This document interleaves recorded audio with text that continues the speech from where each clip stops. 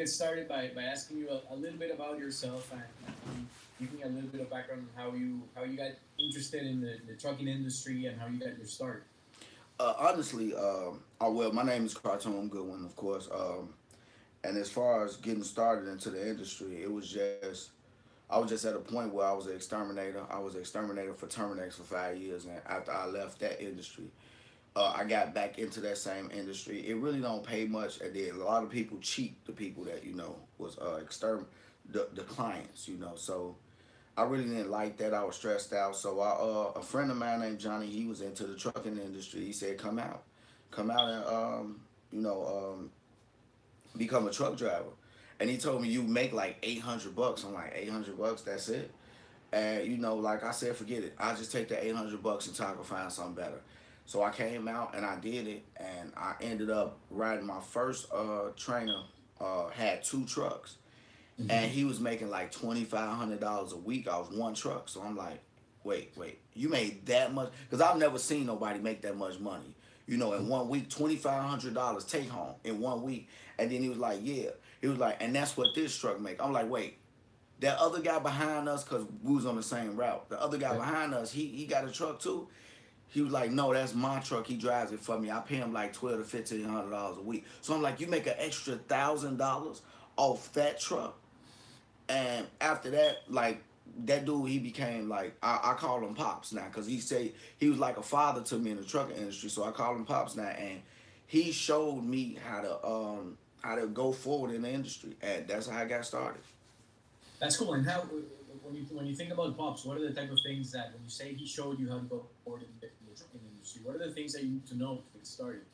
Oh, okay. Oh man, it's a lot of stuff. So this one gonna be a long one. It's like this. Number one, first he showed me the will that you gotta have to drive. You know what I'm saying? You gotta get up and you gotta go and you gotta make these appointment times and you have to be in constant contact with your dispatchers. We was running in the wintertime, which I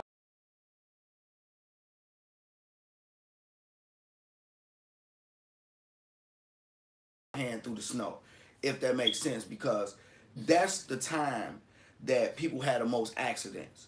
Yeah. For example, if you get trained in the summertime, if you my trainer and you train me in the summertime, I'm great in summer driving, but summer driving ain't really too challenging, Yeah. except the rain possibly. But when you getting trained in the wintertime, you got ice, you got sleet, you got snow, you got wind speeds, you got all these different things that that you have. So what happens is you end up getting walked through this and you know like what to look for. So he taught me stuff like that. So that was the first thing. And then one of the next biggest things is he taught me how the business run. Now as far as the business going, it runs like he ran his business efficiently. He was on a dedicated run. He had like 3 stops that he filled up at throughout his Okay. run every time from Illinois to California back to Illinois. That's where he went back and forth, back and forth. And he filled up in the exact same places every time. Okay. And he knew exactly where he wanted to go. He knew exactly what he needed. Like when he was right there to the next place, he probably had 10 gallons of diesel left in his truck. So when he ended his week with almost empty as far as fuel. And that's Okay. something that you need to do. Your fuel cost is one of the biggest expenses. For example, you cannot end your pay week with a full gallon of diesel because now you're actually starting off the next week in the hole. You want to start your next week off. Uh, um, you want to start your next fuel off and your next week off at the same time. For example, let's say the fill up is like 500 bucks, maybe Okay. 600 depending on your tanks. If you end your week on Friday night and right before your time is up at 12 o'clock, you go to the diesel spot and you fill up. You just put $600 worth of diesel in your truck. Now that $600 is coming out of your next paycheck. That's coming out. So you just made it where you don't get paid 600 whole dollars when you could have just waited a little bit or just got a little bit just to get you past 12 o'clock and got that full $600 in your pocket instead of putting it off on the next week and putting it off on the next week. You'll keep on chasing that $600. No, every week, give me my same paycheck. I'll end my week late. I'll end my week with a small amount of diesel. So he taught me about that. He taught me about the leasing program. He taught me about how to get your truck He taught me how to communicate with the dispatchers. So like one of the things he taught me in this industry is a dispatcher pretty much has a foot on their neck, so to speak. For Okay. example, um, what I mean by that is when you got a dispatcher, it's somebody that's standing over them saying, "Hey, we need to get these trucks running, running, running, running, running. And if you don't do it, we'll find somebody else to do it." Then they go to a meeting and there's somebody say, "Hey, why is your trucks not moving?" And this, and this. And they like, "Look, it's ice rain outside. It's freezing. Well, we need those numbers. It's affecting our bottom line and blah blah blah." So this dispatcher is gonna come to you. You know, like they say, urine trickles downhill, right? So the Okay. dispatcher is gonna come to you and give you that same energy. But it's up to you to keep yourself safe because if you get into an accident, it's all on you. Like it's no ifs, ands, buts, in betweens. It's all on you if you get into an accident. So what you have to do is one of the tricks he showed me. It was a night. It was really bad outside. It was ice on the roads. We was going through I think Wyoming, and then Wyoming. For people that don't know, they don't salt the roads. For some stupid reason, they put sand on top of ice, and it does pretty much nothing. It's Okay. still terrible. So we riding, and he felt his tire slip. And that was his code. He said, "Tune, if you ever riding and that light comes on or you feel your tire slip or you don't feel safe, stop that, pull that truck over somewhere safe and end that night for that night and start fresh in the morning." I said, okay, so he done just that. Let me close this door. So he done just that. I'm sorry, he done just that. And he stopped and he pulled over. So what the dispatcher would do, they would try to threaten you and try to get you to run. They would try to say, "Well, we're not gonna get you no another load. You can't do that," and they would do it over the phone. But it's this electronic computer that you use, and Mm-hmm. it goes back and forth. And if anything ever happened, this is recorded. They cannot change these messages, and they will be the courts will be able to pull this record, and it will leave the company liable. So what he did was the dispatcher kept calling his phone, and he knew that they was gonna try to threaten him or talk stuff or try to get him to run. He would not pick up the phone, and Yeah. he would go over to the Qualcomm, and he would send a message: "Hey, don't feel safe out here. Seeing you call, can't pick up, reception bad in mountains. What do you need?" Send the message. That Yeah. changed the whole dispatcher's tone because now they know they're being recorded. So it's like, Yeah. "Oh, okay, well, nothing, just checking on you to make sure you're okay," and the call stopped. So he taught me that as well. So he taught me just all around every little piece of game, and it stuck with me. So I was like, "Man, you like a father to me, man. Like, man, thank you, bro, for teaching me so much." And Yeah. he was like, "Man, I am your daddy, boy." I'm like, all right, pops. And we like from that point forward, I had a beautiful experience in trucking because as soon as I got out of my trainer's trucks, I went straight into becoming the owner operator. And I didn't lease. I went straight into a lease purchase. I put money down, got my truck, and been an owner operator ever since. So I went company for a little while when I had my other truck on the road. I went company for the insurance, and I went company when my other truck was down. But I was always an owner operator, so I can honestly say I have not ever been company. Cool. Just And I want to ask you a little bit later on. I want to ask you a little bit about the differences between being an owner operator and a company driver. But going back a little bit to what he said, like those tricks that you got from pops to be able to ride. Is there any do you think there's differences between different truck drivers? Are there truck drivers that are kind of pushing, like don't know all these tricks and tips? And what's the difference between a driver that has their stuff together, that knows their stuff? What's the difference between that type of driver and a driver that's just doing it without the knowledge? profit. Profit. See, like for example, there's a lot of drivers that don't have the knowledge, and they just go after what they know and what they feel. And one thing in business that you don't want to do is you don't want to go off of your emotions, because your emotions will lead you in the wrong direction every time. For example, you got the guys out here, they starting their first business out, and they going and they getting a Peterbilt, long nose Peterbilt. To me, pops told I seen that truck, and he stopped me in my tracks. He said, "Boy, have you lost your mind?" I say, "Why?" We seen a truck going down the road. It was a Peterbilt. I don't know, like, you know, the guys that know it's a Peterbilt 757 with the 832 with the twin. I don't know that stuff. I don't care about it. I seen the Peterbilt and it was lit up. I'm talking about this dude with this Peterbilt had chicken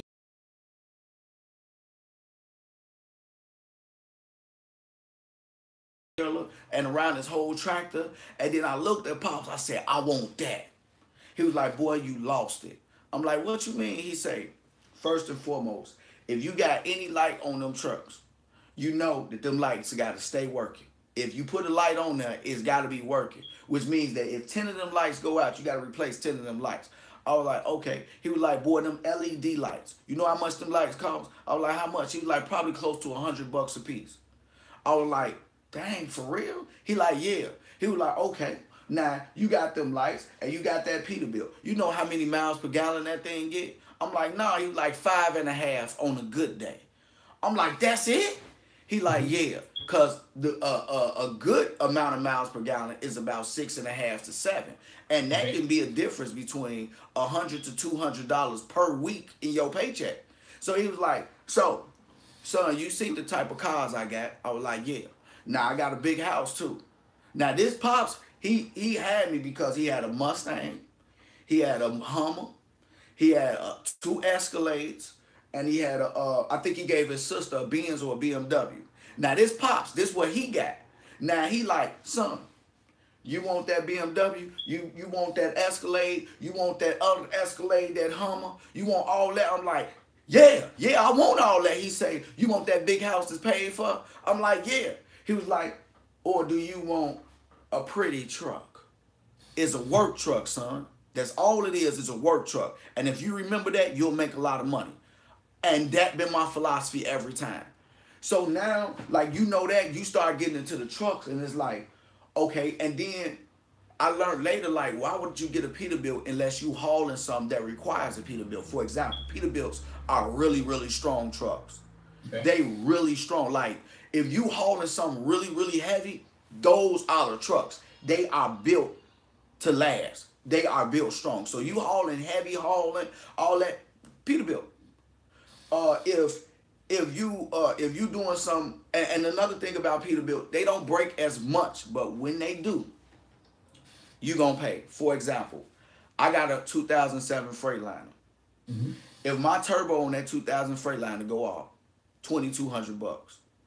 Okay. Now, on turn, my bro had a Peterbilt around the same time. His turbo went out over $5,000 to fix. Mm-hmm. See the difference? So it's like when people do that, like they go for the cutest truck. They want to be, and then another thing is speeding. They go like speeding. Like I got a partner of mine. He was very emotional, and I used to get on his case every time. Like, bro, what are you doing? He say, man, I'm just tired of these people riding past, blowing my doors off. I'm like, wait, do you care? Set your cruise at about 62 to 65, and you cruise. No, man, they riding past, blowing my doors off. Which means, in trucker terms, blowing my doors off means they go past so fast that they knock your whole door off. It's, you know, it's a stupid saying, but a lot of people live by that. Like, you ain't about to outspeed me. And they set their cruise up to 75 miles per hour. Setting the cruise, you're going to get to that too. So what happens is, when you going really fast, yeah, everybody think you cute. But once again, like Pops told me, do you want to be cute or do you want to make the money? I chose the money. Cute, you could go get me a ugly, hot pink Volvo that's the most fuel efficient, and it say, I like men, and and people can slap me in the face. 2 things that I don't go for. So you can put that on the side of my truck in glitter.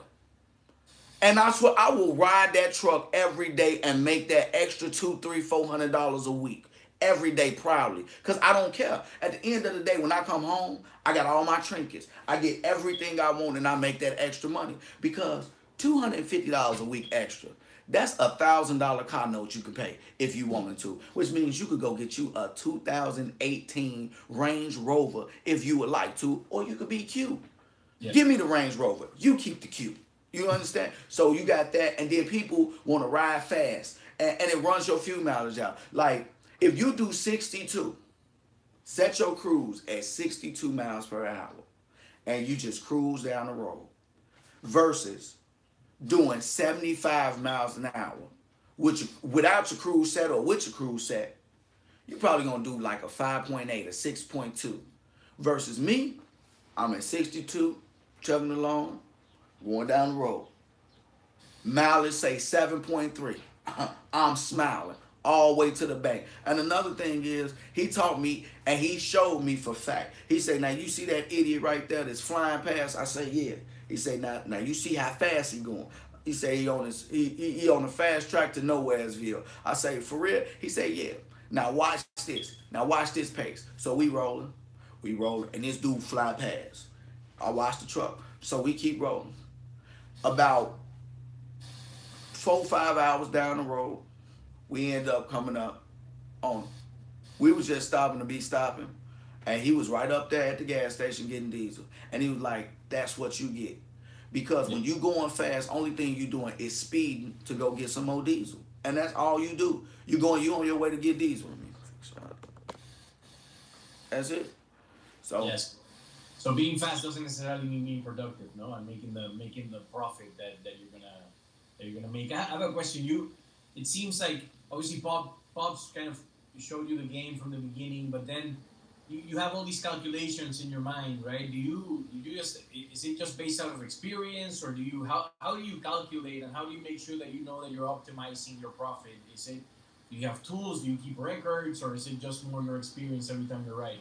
it was more like trial and error, man. And then another thing is coming from the company that I did, like CR England is like the penitentiary, man. I definitely make that, comparison.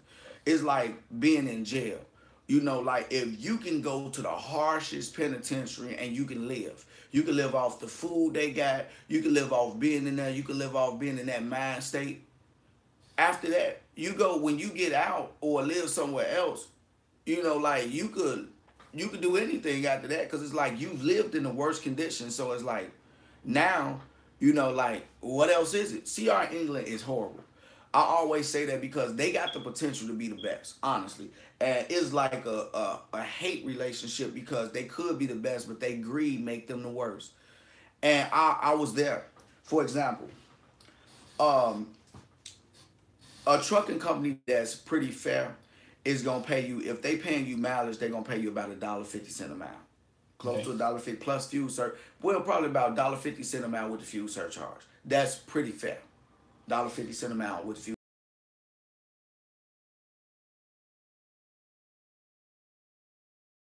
Companies that pay percentage gonna give you about 65 to 75%, depending on the company. And some of them even go up to 85 to 88%. Okay. And you can still make money there. You can still make money if the company can still make money. Which means that the ones that go up to 85, like you're gonna average close to $2 per mile. Okay, now if you're making close to $2 per mile, you making great money. CR England gives you 90 cents per mile. Thank you. 90 cents per mile. Do you know how to, plus the fuel surcharge? And then they still they get a discount. Well, it's theirs, but they very, very like they take most of the profit out of everything. Like you paying for diesel, they can at least give you the discount past the discount that they get from buying so much diesel on. Nope, they take the majority of that and keep that in their pocket and give you a small piece. So you taking all the money off the load, you taking all the discount off the load, and then I'm training your people, and you actually charge me to train your people. Like you to be a trainer, for me to train somebody for them, their employee on my truck messing up my gear, I gotta pay them $200 a week. Like, so they some crooks, man. They take so much from you, and I was able to actually make it there, and I made really good money there. Okay. Like for you to make money there is really, really hard, but you can do it. You can definitely make, and if you can make money there, when you go to a real company after leaving them crooks, you will make a killing. Like I left there and I lost my mind. I left there and went to this company called Mercer. I lost my mind. I went from making 90 cents per mile plus the fuel surcharge, probably about $1.10 per mile at CR England. I left there and I went over to Mercer. Mercer was giving 75% of the load, which means my smallest, cheapest load I would take is like $1.50. And that's if I need to get in a better area. Then I'm making $2.30 a mile, 2.40. And I had paper logs, which means that you could run illegally. I didn't sleep. I didn't sleep. I'm talking about I ran 21 hours a day. That I've never seen, like in the trucking industry, being with England so long, I never knew you could make so much per mile. That I cheated the law, and I was driving 21 hours a day. I was sleeping 3 hours a day, jumping up, drinking a bunch of coffee, constantly riding. Okay. Because like I've never seen that much. I didn't even know you could make that much per mile in trucking. And then did that experience being in the penitentiary, let's wanted to talk a little bit about when you decided to become an owner operator. Is that normally how it goes? You normally start like being a company driver and then you move to being an owner operator? And Yeah, most people start off as a company driver unless they got somebody to back them, or if they get talked into become a lease driver. It's usually most people don't become owner operators straight out. A lot of people become lease drivers or they become company drivers. You know, mm-hmm. those two are the biggest two options that most people do. And they go from that, and then they get their feet wet, they see the industry, and then they, decide to become an owner operator. That's the way that most people go. That's the most common route taken. Got it. Yeah. And then why did you decide why did you want to become an owner operator? Becoming man, the money. Pop showed me that paycheck. That was it. It was nothing else. Like I deal in hardcore facts. Like you can talk all that cute stuff. Like I don't believe we call that, like where I come from, we call that woofing. Like quit woofing. Don't woofing me. Like you know like the big bad wolf. Quit woofing. Yeah. Like that's all talk. We call it woofing or lip boxing. Like you know what I'm saying? Instead of actual boxing, you boxing with your mouth. You lip boxing. So it's like I don't do all the lip boxing. Like I want some action. Like you gon' okay. You say you make this much money. And as soon as I looked at him like, oh, okay. And he synced it in my eyes like, this dude think I'm lying. And next thing you know, he pulled the pay stub. He say, look at this stub right here. Went straight to the phone. Now, this my settlement right here. This me logging in. This my settlement. So I'm like, he's definitely on the website. And he's definitely pulling up a settlement because I got this same site. Mm-hmm. So he did it. He pulled it up and I synced the numbers and he was like, and that was it. It was nothing else to be said. And this is a no woofing industry. If you walk up to somebody in a truck stop and they talking that money, the next thing they gonna do is they gonna pull out that phone and they gonna show you their settlement. And that's it. That's all. That's exactly what they do. They don't play. So when you become an owner operator, it's just you get more money, right? That's at the end of the day you make more money. Yeah. Okay. Put it like this. If you got a paid off truck versus if you leasing the truck, depending on what company you going with, or if you got a truck that you making payments on and you actually buying this truck. So those are the three ways to be an owner operator. Now you leasing the truck, a company gonna charge you $500 in between $500 to $1,500 per week, which is outrageous. The $500 per week, like England, that's the one thing that they did have. They had a decent lease purchase program. Now, their lease program sucked. It sucked big time. I'll get into that in a minute. But they actually had a lease program where you could lease a truck. Their truck payments was like $550 a week. Okay, now that's a lease, a regular lease. Now, when you go to Prime, which is a company, I forgot where they out of. Prime, they truck payments per week is outrageous. They charging you about at least average $1,200 to $1,300 per week, average, which is ridiculous. Versus you going to a Freightliner or Rinky Dinks up the street that sell trucks and getting the truck from them because you got decent credit. Your truck payment will be about $1,200, $1,300 per month. Okay. So you see the difference, $550 to $1,500 per week. That's a regular lease.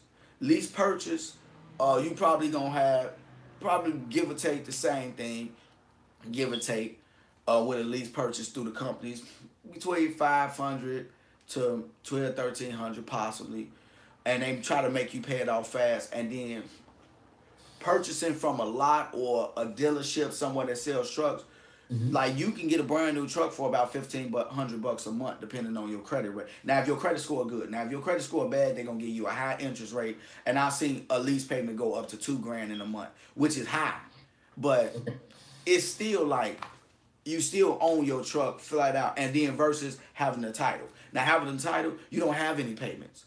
You Yeah. go in and you get the full thing, which means that, for example, I tell people that truck driving is one of the only industries that you can stay giving yourself a consistent raise, like every year.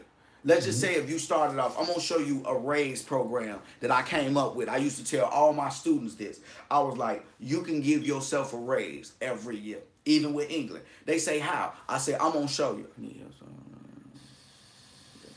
Okay, okay. So look, for example, you start off, you come into the trucking industry. You start off as a truck driver, and you start off with a decent company like Mercer.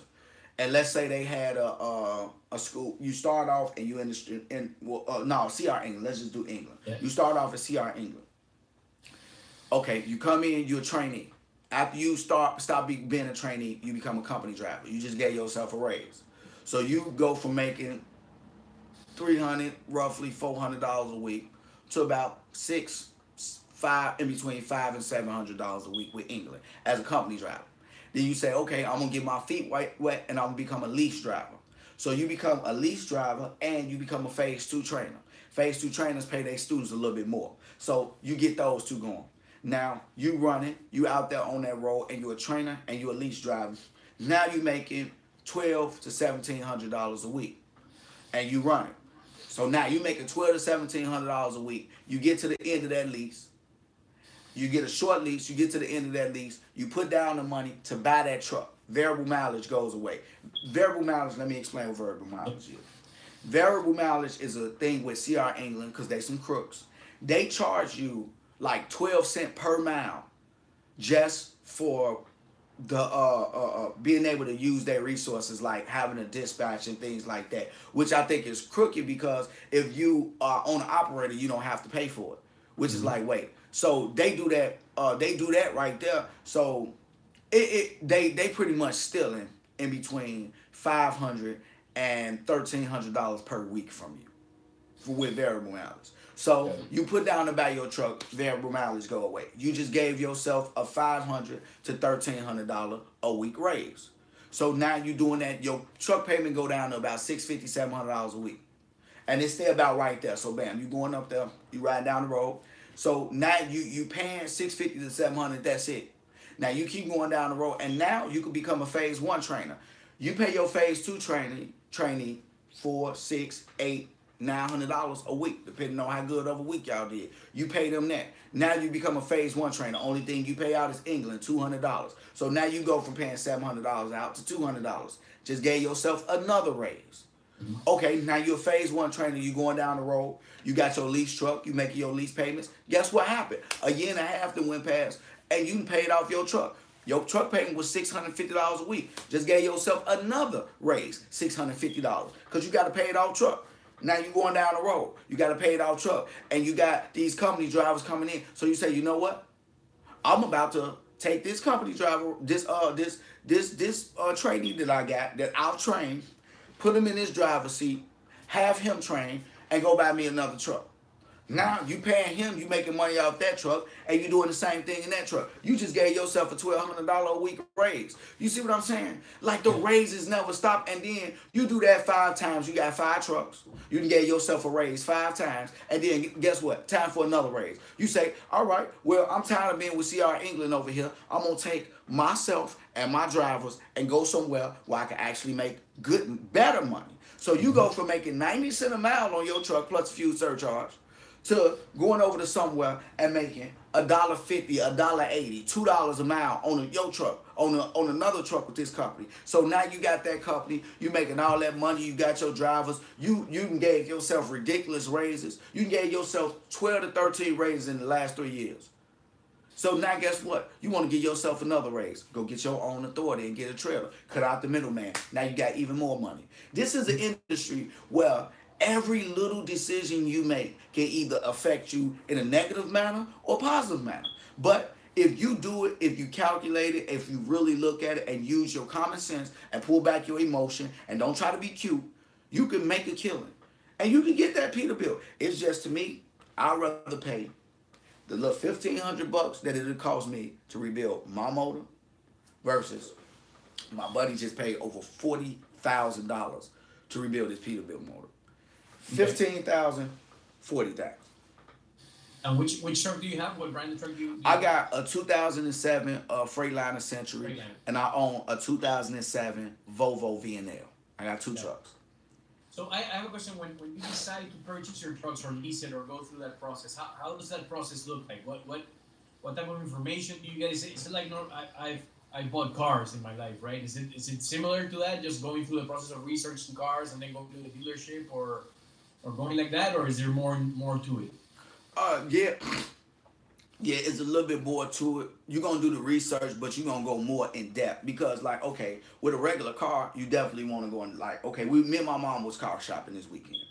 For example, I was going over it. I'm like, okay, the only thing I know is foreign cars. When you get into the Volvos, the Volkswagens, the BMWs, the Benzes, and things like that, I was steering my mother away from those things. Like, no, mom, this your first car. And you really don't want those, especially the ones with high miles, because you're going to have things that's going to break. Okay, somebody just asked me a question on my channel. So, I can't answer y'all, bro. I'm doing an interview. I'm sorry. So, you got the Volvo and all the foreign cars. Now, Yeah. you research them for breaking down, and you research them for miles per gallon. Just, what I'm saying? And some people lightly, like, I really don't care too much about the miles per gallon. I only drive the work and back, and I don't do a lot. Like my mom, she wasn't really too worried about that. I'm like, okay, whatever. So, you got those things. But when you going into a truck, you want to know, number one, you want to know, one of the things is like this.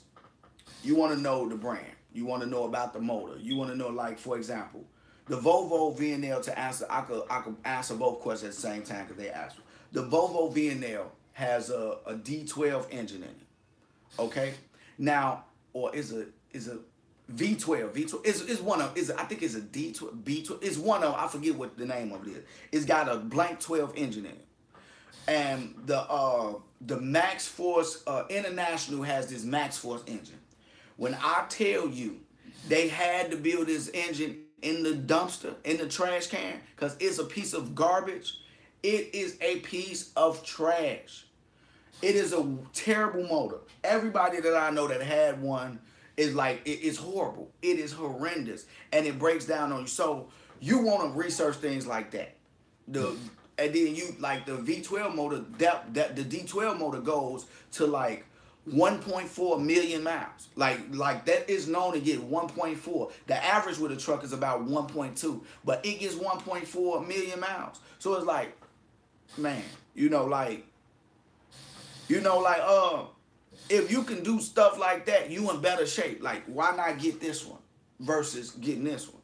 It's a lot better. It's a lot easier to do things like that. So it's like, okay, you got that going on. So, man. So when you're doing the research, is it just asking around, asking people that have gone, or is it can you just go to the internet and find information there? Yeah. Best thing to do is, honestly, I would say these trucking channels. I didn't have this when we was coming out, but the thing is, I had my man Johnny and my pops. You know what I'm saying? Pops and my phase 2 trainer was my best friend Johnny. So he picked up the slack and he taught me a lot too, what he knew.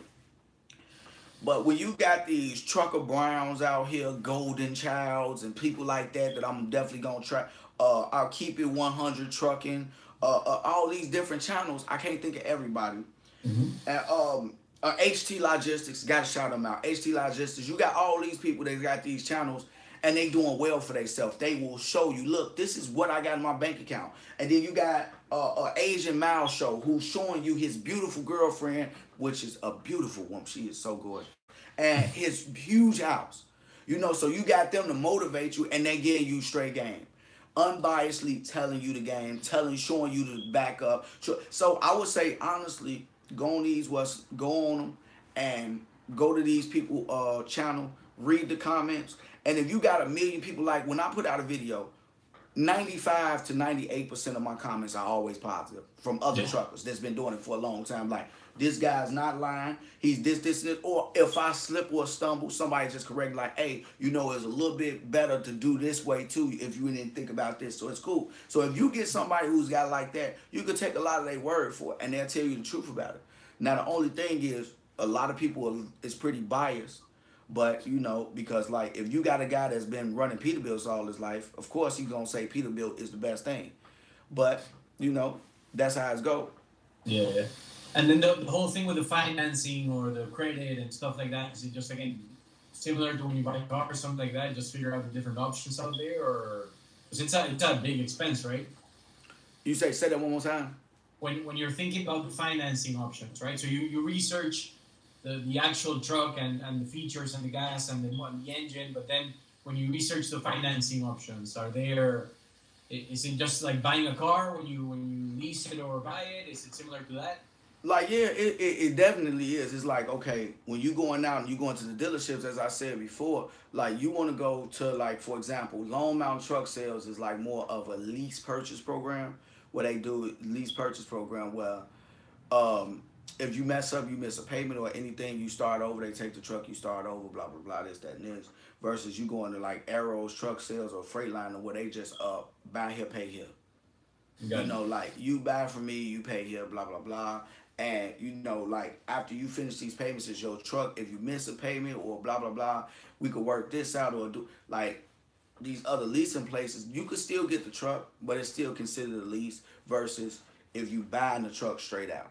And another thing is when you leasing the truck, you could write off those payments versus when you buying a truck, you can only write off the depreciation of the vehicle. So it's a lot that goes into it. So it's like the more you learn, the more you have to learn. That's why it's so many different things in trucking that you got to learn. That Mm-hmm. is, you know, like it's better just to just continuously learn. Just continuously learn. Like the research process is always tedious. You got so many different things to research for. When you buying a truck, just to learn about the truck, you got to learn about the fuel mileage you get, the fuel economy, the lasting, how long the engine lasts, the most common problems you're gonna have the truck with the truck. The you got to just research everything. The way that you live, the way that you live in your truck, is it roomy enough? Because some of the Volvos, some of them are a lot more compact on the inside, but some of them are like awesome. But you know, like, and then it's got all the extra features. Then you wanna research that. Then you wanna research some of the things like, okay, I want a refrigerator and microwave in it, but I want it made by the dealership. So I didn't know that a Volvo refrigerator, a little small crappy little refrigerator, costs $1,200. You know, and it's like, are you serious? The guy at the Volvo dealership told me like, hey, don't buy that refrigerator. Just go and go get you this little college kid refrigerator. Cost you about $80 instead of giving up 1,400. So Yeah, it's yeah. like you know, it's a lot of different things you could definitely research. And another thing is you want to take into consideration. And I definitely want to get this out because this is a really good point. Is the area you're going to be running in that truck can kind of help determine what year truck you would get. Well, for me it would.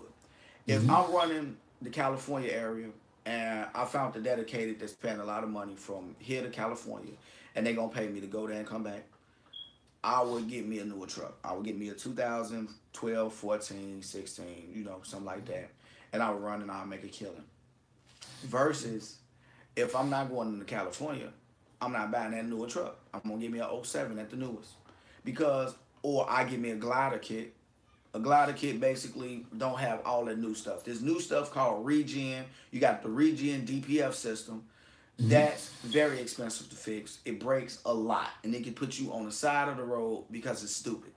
I've seen people that system break on them, and them pay upwards from $7,000 to $12,000 to fix it.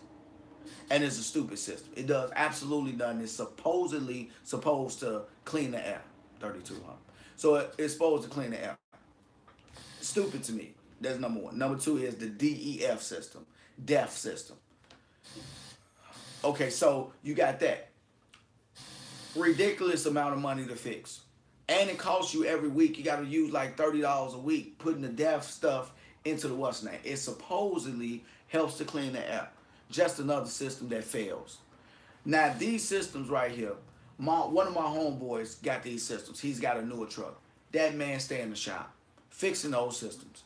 They are ridiculously stupid, and it's just stupid. Like it's a stupid system. So that's one of the things that I really hate. I really don't like those systems. So that's So, one of I have a couple of questions that came up as you were talking. The first one is like when you say when you know which area you're going to do your runs, who decides that? Do you as an owner operator decide where you're going to run, or it depends on where the business goes? And how do you know how do you, because you have to deal with getting the freights and getting the business, right? Who decides where you run?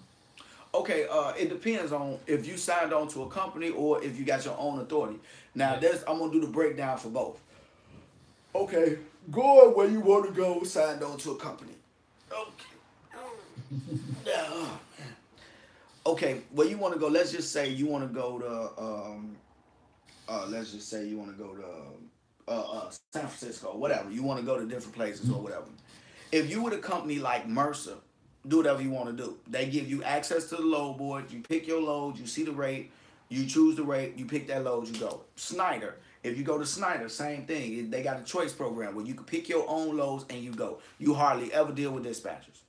Now, when you go on as an owner operator to a place like CR England, Swift, some of the way, because they don't really give you low, but they give you a few choices. CRST, places like that, they don't give you that option. They tell you like, hey, listen, we'll give you this option right here where you can go here or you can choose not to go here, and we'll try to find you something else. So you always have that choice with most companies because you're an owner operator. So they say like you in control of where you want to go, and you can decline a load. Wherever you go, you can decline a load. They can't stop you from saying no. Like if that load don't make sense, you say no. You say no to it. But with the places with the load boards, you just choose where you want to go. You ain't got to say no to nobody. You just say, look, I don't want to go here. You just don't choose that load. And then another thing about those systems is like the load choosing versus the not load choosing. It is a lot easier on home time when you're choosing your load. So I like to go with places that you choose your own loads. But sometimes, you just don't feel like working, getting on that load board, going through all them loads, seeing what's what. So like places like Mercer is the best place because they'll call you and offer it to you and tell you what they got available. So that's definitely the way to go. So it just depends. And then versus your own authority, it's always the load board dealing with brokers and things like that. So I had a question also that came up as hearing you talk, because I think me not knowing a lot about the truck driving industry, I just think you guys drive, right? That's what you do, and you need to be good drivers. But then you're talking about doing all this research, finding all these different options, learning, and constantly going. Where do you think that comes from for you? Like why it seems like a lot of work, right? Where do you think where do you get that motivation? Is that something that you got in from before you came into the trucking industry, or just wondering why? Because it doesn't seem like this is for everyone, right? Because it's a lot of work. It is not for everyone. That's why, like, for the most part, like I say, is if you, like, a lot of people don't want to deal with the headache of being an owner operator, paying for the breakdown, and always having to blame yourself first. Like, they don't want to deal with that, so they better off as company drivers. But if you come, let's just say, if I got 12 trucks and I offer people this or that, I'm going to pay you good because I don't want you to take on that. And I'm going to let you see all the responsibility that I got so you get aggravated. So when the truck break down, I'm going to let you see that bill. When that bill say $4,500 and you like, dang. And then I'm like, oh, okay, well, that's 45 plus I got to pay for your hotel. That's going to be another $350 for, putting you in a hotel, making sure you okay. Dang, man, you paying all that? Yeah, man. So I really ain't made no money for the last couple of weeks out that truck, did I? It's okay though, this, and this. Dang. And then I still gotta pay you. Damn, man. And you ran your whole week, so I gotta pay you $1,500 for last week, and I gotta pay you $1,100 for the week coming up. So, this, that, and this. And he like, man, he calling his wife, telling, man, I'm glad I ain't him. This, just keep long as you keep paying me, I'm good. Man, I'm cool. So you do that, you pay him. and then he happy. You keep him. So like a lot of people is not for, and a lot of stuff is like you learn as you go. For example, like learning the good areas to go into. Like you people can tell you, but for the most part, you're gonna learn on your own. And it's just gonna come to you. Let's just say you out running and you go up every time you get a load going up to Montana, or you get a load going up to North Dakota. You go up there and it take you a day and a half to get a good load coming out. You like, man, every time I go up there, I get stuck. Versus every time you go to Indiana, you go to Chicago, you go to Texas, Houston, and Austin, and you out the next day. You go to Laredo, you get stuck. What you gonna learn? Like you gonna learn, like, okay, I'm not going to Laredo unless they got something coming out. So even if you got a dispatcher, you gonna tell them, you gonna be like, hey, you sending me to Laredo? If you sending me to a Laredo, you need to be sending me 2 loads, bro. What you mean? A load going in and a load coming out. And they gotta make sense. Okay, let me see what I can find. He call you back. Hey, I can't find you nothing coming out. Well, don't find me nothing going in. Find me something else. Or he call you back, say, took a little searching, but I found you something. Like, all right, you go pick up, you deliver Tuesday by 12, and Tuesday by 7, you on your way out. Done. Book it. Load me up. Cool. You know, stuff like that. So that's good to go. But like, and it gives you a lot more options. But it's just like, honestly, the more you in this industry, the more you just gonna learn. You ain't even got to be trying to learn. You gonna learn. You gonna learn about these roads. You gonna learn about the states that use sand on the road versus the states that use salt. You gonna learn those things. You gonna learn about how windy Wyoming is. You gonna learn that Wyoming is ridiculously windy and it's bipolar. Wyoming is like the most bipolar woman I've ever met in my life, because like you will be in the middle. I've been in Wyoming in the middle of like June or July, and you will see snow. Look, somebody say, tell it. They say tell it or what. They know I'm telling the truth. Like I've been July and be on top of the mountain and it's snowing. Like Wyoming does not really have seasons because the weather does whatever it wants to do. Whatever it wants to do. Like, Wyoming is bipolar. But being out on that road, you will know that. You will know that. You will know that they normally shut the road down. You get shut down and you will get stuck. You will know that. You will know to keep a decent amount of food on your truck because they will tell you to get off the road and park on the side of the road for a whole day. Yeah. And you won't have nothing to eat over there. You will be stuck somewhere. So, you know, like, definitely, Wyoming is bipolar. So those are just things that you learn going ahead. So, final question I have for you. You're talking a lot about being stuck, no? Getting stuck in Wyoming because it's bipolar, or going to Laredo and getting stuck. How do you feel when you're stuck? I just want to kind of get your sense of what does it feel like when you're stuck, and what does it mean to be stuck? See, in trucking, one of the best things, the best tool that you can have in your toolbox is optimism. Optimism, man, like finding the silver lining in every cloud. That is the biggest tool you need in your toolbox in this industry.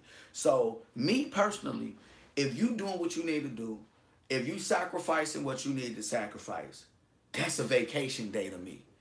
If I'm making $1,500-$2,500 a week, and I'm riding, and I'm saving money for the truck, I'm saving money for myself, I'm sending money home, I'm doing everything that I need to do, and then I get a day and a half where I'm stuck in sunny Laredo, where it's all cheap, and they got all types of authentic foods down there. You think I'm gonna sit in my truck and cry for a day and a half? Or you think I'm gonna get out that truck, call me an Uber, go explore some of the best vegan restaurants in that area, go sit down and eat at those vegan restaurants, see what type of day life they got, and then see what the nightlife is like. Go out and have me some coffee. I don't eat meat anymore, but before I used to be out. Then I had a partner. We got a day and a half off. We like, hey bro, we stuck in Laredo for a day. He like, hey, what you want to do? I'm like, man, let's see what they got. All right, look, we got the bar right there. We can hit that bar. What you want to do? My cousin was with me one time. I got stuck for a day. We went to the zoo. I'm like, man, you want to go to the zoo? Hey, like, it's right up the street. It's in walking distance. Let's walk up there. We walked up to the zoo, went around, enjoyed ourselves. have fun on the truck. So like that's the one thing I miss about being over the road, man, is being able to explore a place and actually visit there. Like we go a lot of places as truckers every day. We go all over the country, but we really don't go there in a sense to visit. Like I've been a million times to Colorado, but I've never really been there because Yeah. like I want to go skiing. And you know what I'm saying? I want to actually experience Colorado except for passing through or sitting in a truck stop. You know, like you get the experience. So if I had a day and a half in Colorado in the winter or 2 3 days, hey, Colorado hotel, $200 a night hotel. What's up? Okay, what y'all got this close? Y'all got a ski lodge. Okay, all right, cool. I'm going skiing. I'm gonna enjoy myself, and that's the whole thing about trucking, man. That I never really got to do. But my dream is my biggest dream. I want to put this out before you end it. My dream is, man, I want to get older. I want to take me and my lady that I got now. I want to take her and get one of those trailers that's extended with the microwave, the refrigerator, the stove top, the shower, the toilet. And I want to get one of those, and I want to run the road with her and just make the money and just blow it vacationing all through the country. Just going to some of the best resorts in the country, some of the best hotels, and just experiencing life as a truck driver. Just making the money, giving some to my bank account for saving. My kids will be fine, and just running down the road.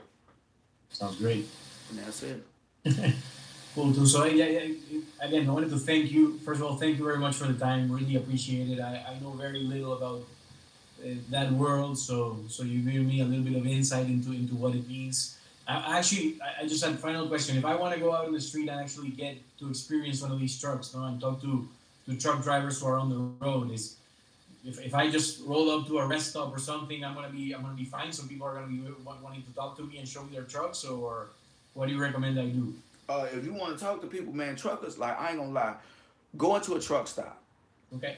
Now, this the one thing. It's two things that you need to understand when you go into these truck stops. Number one, truckers are some of the most talkative, most friendly people because we lonely.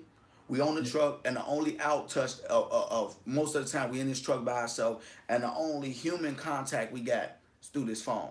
So we talk a lot. We get on them earpieces, and they last for 20 hours, and we try to burn all 20 of them out of it. You know what I'm saying? As truck drivers, so you got that. And sometimes you gotta weed through them. When you get a truck driver, he negative, he talking a lot, and trucking just ain't the same as it used to be. And get away. Don't talk to him. Nothing else to talk about. Oh, it ain't. Okay, you're right. Because the ones that hang out in the truck stop, they haven't put it together. The reason that as an owner operator or lease driver that they not making money is because they always in the truck stop. They always in there eating, playing a video game, walking around, talking to people, complaining, falling asleep in the chair, watching Law and Order SVU. Like they do all that and be like, I can't make no damn money. I make $700 a week. You be like, well, if you got up off your butt, get out the truck stop and let them wheels turn, you probably will make more. Instead of blaming everybody, so you want to stay away from him. They are some of the most talkative people. So you get one that's talking and you watch his eyes, see if he seems like he being honest, and you listen to him. And I'm telling you, they will bet their soul to you. They will show you their check stubs. They'll tell you everything they make. They will walk you through the process. Like, this is the one thing that I do love about truck driving. It's like an industry where it's so much love because you got a place where most of the people are making money.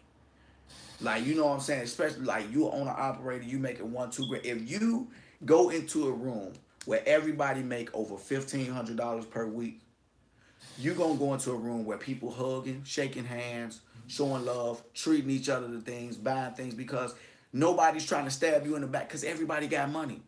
And he's trying, like, you will see somebody literally into an argument of who gonna pay the bill.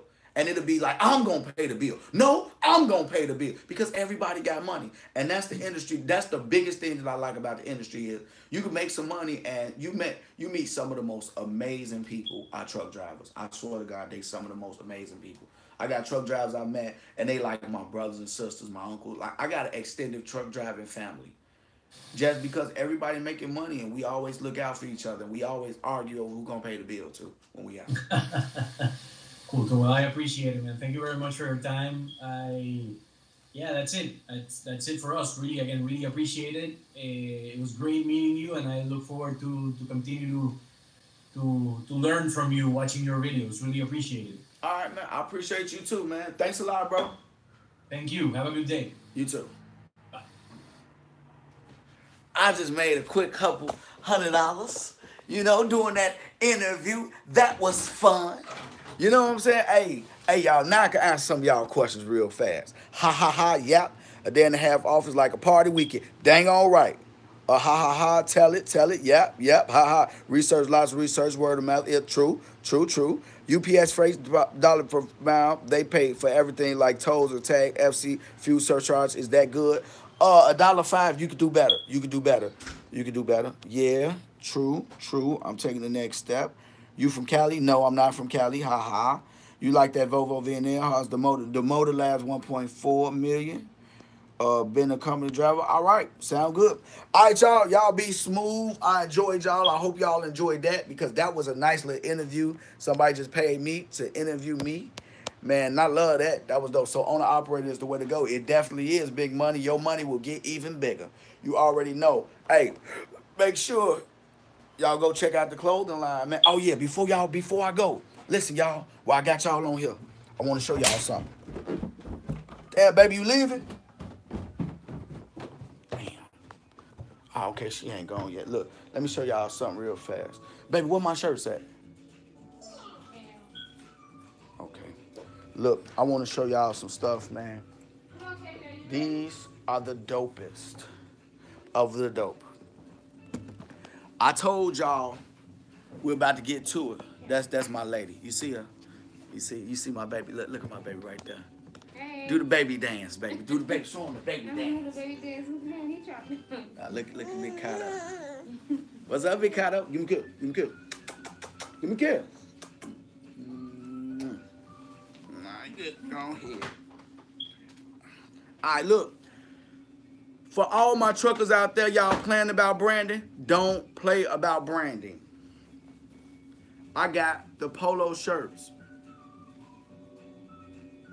Polo shirts. Wearing them today. Make sure you call me and put in your order. Get in touch with me. Social media. Hit this post if you want an order. Come on. Come on. Hit this post if you want this order. If you want the order. Stop, boy. Stop. Stop it. What? Come on, All right. let's go. Yeah, I'm telling you. Look, I'm telling you.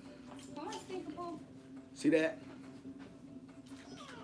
Come on, let's go. Bye-bye. If you want that good CPA, you got to do the research, bro. I don't know. I'm still looking for a real good CPA. I think I go up from a small to like a 2 or 3X. Just get with me. Let me know. I'm telling you. Why not? Why are you putting your logo on the side of your truck? You need to put that logo on your chest and on your back. What's happening? Let people know that you're going to represent. This is the one thing I'm going to say before I get up out of here. I can't get none. I want some. We ain't got enough time for about a little 20-minute little hump and dump. Damn, no hump and dump. You were doing it on that thing for a long time. Yeah, but I just made that money. He sent me my money too through Cash App. Yeah. So, I love you too. Damn, you looking all sexy. Hey, baby, you ain't put on no makeup? You know it's what's the name, right? No, I'm scratching all this crust off my face. Oh, okay. You going like? It's in the corner. Oh, okay. Cool. Look. So the point is that listen. I'm gonna tell y'all like this. Let me turn off this TV. Gangs had it right. As a retired ex-gang banger, we used to represent our gang in our hood by wearing shirts.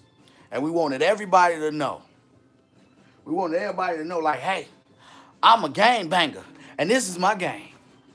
We wanted everybody to know, so we always, wore our shirts. And we let people know that we was gangbangers, right? I can honestly say we had one thing right, and it's called representing your brand. So,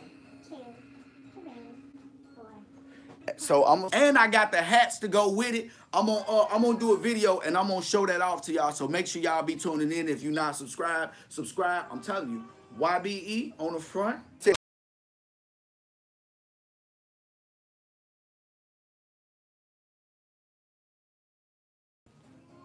And I'm doing whatever colors. I will do you the whole fit where you can get the shirt and the hat to go with it. The hat's gonna be so cold. I'm about to do the hats. They're gonna be cold.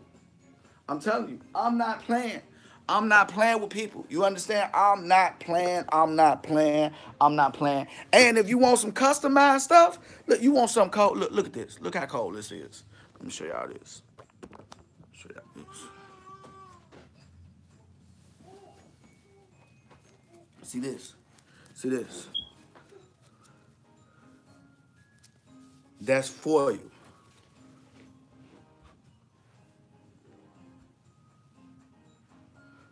That's glitter. I'm not playing, man. So if y'all want to start your own clothing line, where you want to start your own stuff, you want to keep branding your business, come through. Holler at me, and we'll get it done for you. You already know it's your boy Tunchi, this Y.B.E.T.V. You already know what the business is, man. Thanks for tuning in to my first interview. Somebody reached out to me. Oh, yeah, last but not least. Damn. Let me show y'all this real fast. Then we're going to go. I promise we're going to go. Listen, look, y'all. Last but not least, the course has been completed. So it's about to be ready to be ordered. Y'all see how I'm branding, how I just got an interview. They paid me for that interview, paid me good money too for 1 hour. So look at this. Look at this right here. Let me give y'all a snippet of what we're gonna do, what we doing here. You get what I'm saying? The best. Where our best is the best. Now, a lot of people may think that this is weak. You can take this, you can put it on a shirt, you can put this on the back of your shirt, you can put the logo on the front with where is this business out of? It's out of South Bend. Yeah, it's back at 50. Okay. And he got an 800 number.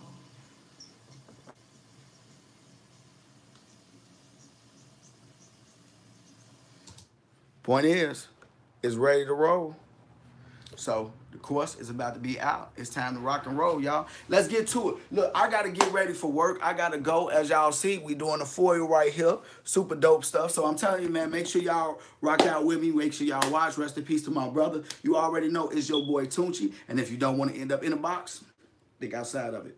YB, is this a new business credit course? No, it's not the new business credit course. This is the marketing course.